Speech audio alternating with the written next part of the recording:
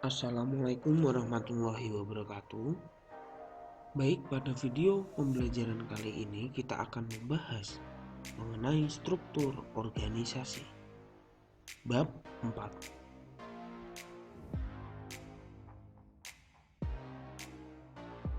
Coba perhatikan gambar berikut ini.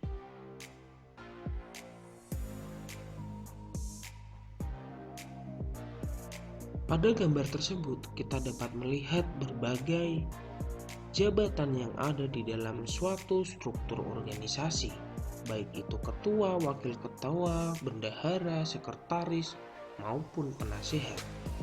Dalam hal ini, yang paling tinggi memiliki tanggung jawab adalah ketua. Dan kita tahu juga yang berada di bawahnya adalah wakil ketua, dan bawahannya lagi ada bendahara, sekretaris, dan penasihat. Dari struktur ini kita dapat melihat berbagai hal tersebut.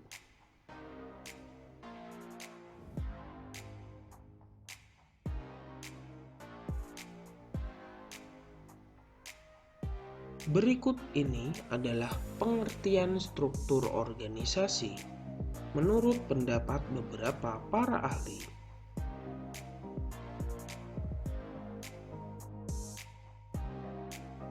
Yang pertama, menurut Robbins tahun 2007 mendefinisikan struktur organisasi sebagai penentuan pembagian dan pengelompokan pekerjaan secara formal.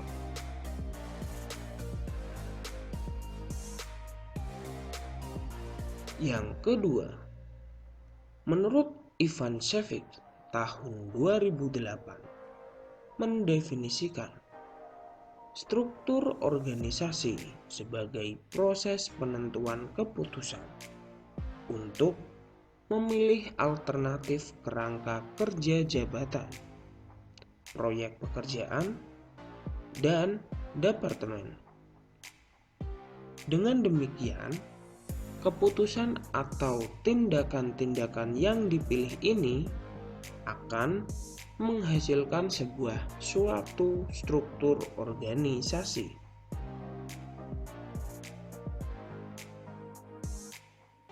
Yang ketiga, menurut Gibson menyatakan bahwa struktur organisasi merupakan pola formal kegiatan dan hubungan di antara berbagai sub-sub unit dalam sebuah organisasi. Menurut Gibson, struktur organisasi dapat dijelaskan menjadi dua kategori. Yang pertama, bagian dari susunan kotak-kotak yang berarti struktur yang bersifat statis atau tetap. Yang kedua, hubungan kegiatan yang merupakan struktur yang bersifat dinamis, artinya bisa berubah sewaktu-waktu.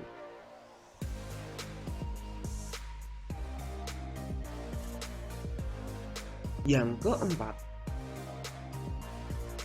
menurut Mullins tahun 1993 mendefinisikan struktur organisasi sebagai pekerjaan dan tanggung jawab, aturan kerja dan hubungan, serta jalur komunikasi.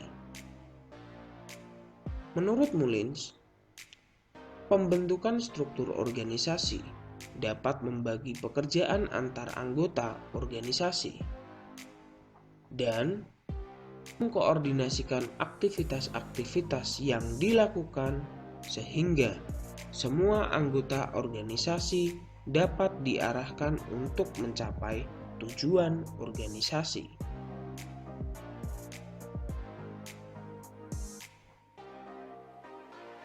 Yang kelima, menurut Wapner, Tigel, dan Hollenbeck tahun 1995 mendefinisikan struktur organisasi sebagai jaringan yang relatif stabil dari hubungan antara personel dan tugas membentuk sebuah organisasi.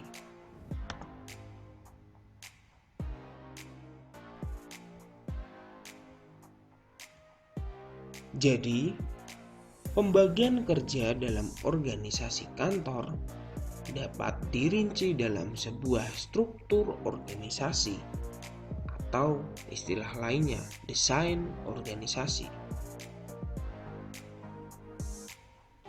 Struktur organisasi dapat didefinisikan sebagai suatu kerangka dan tata susunan perwujudan pola tetap hubungan antara tiap bagian, fungsi-fungsi, serta posisi atau orang-orang yang menunjukkan kedudukan, tugas, wewenang, dan tanggung jawab yang berbeda-beda dalam suatu organisasi.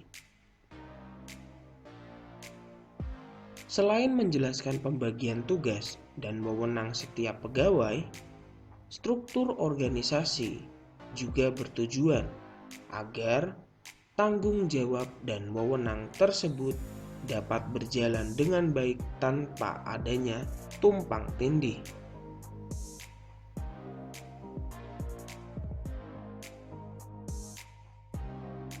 Berikut ini adalah fungsi dari struktur organisasi.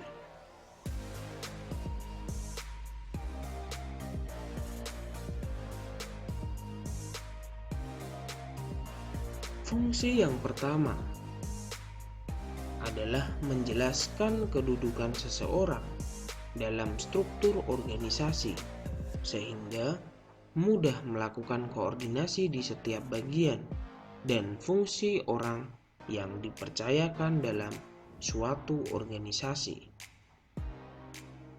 Dari gambar kita dapat melihat kedudukan seorang yang ada dalam suatu struktur organisasi.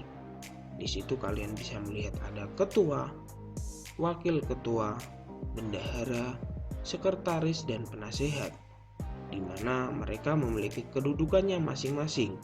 Bendahara dan sekretaris setara di bawah wakil ketua, dan wakil ketua di bawah dari ketua, sehingga kita dapat mengetahui bahwa ketua adalah yang memiliki tanggung jawab paling tinggi dalam struktur organisasi.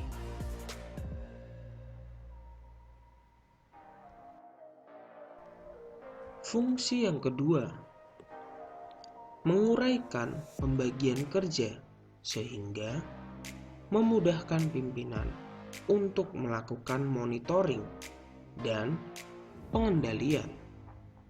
Begitu juga bawahan. Dengan uraian tugas yang jelas akan lebih fokus untuk melaksanakan suatu pekerjaan.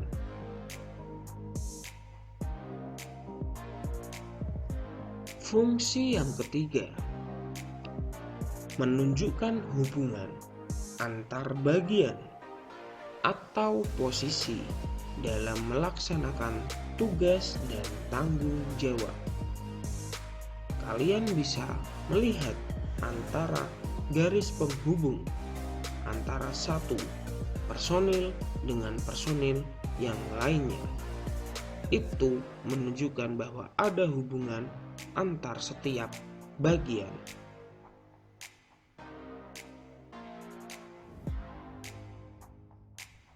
Fungsi yang keempat, memberikan gambaran tanggung jawab setiap anggota terhadap pimpinan atau atasan yang telah memberikan kewenangan yang harus dipertanggungjawabkan.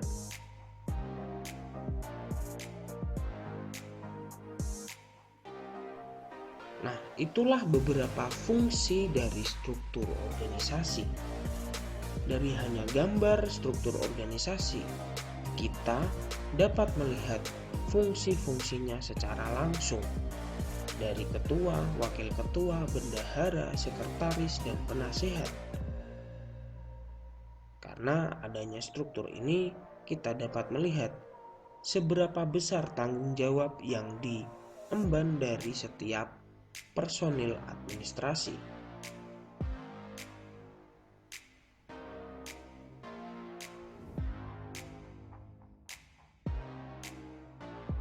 Berikutnya adalah tugas individu.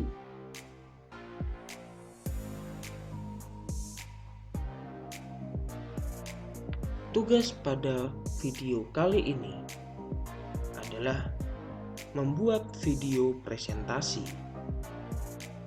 dengan tema struktur organisasi pada suatu perusahaan.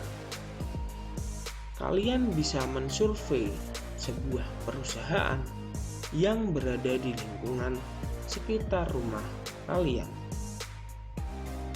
Kalian bisa melakukan wawancara atau bertanya secara langsung dengan perusahaan tersebut. Tugas ini memiliki waktu selama 1 minggu. Jika ada yang ingin ditanyakan, silahkan tulis di kolom komentar atau langsung menghubungi via WA.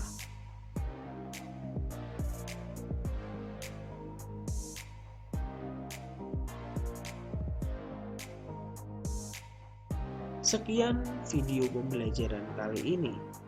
Terima kasih sudah menyaksikan. Semoga bermanfaat. Wassalamualaikum warahmatullahi wabarakatuh.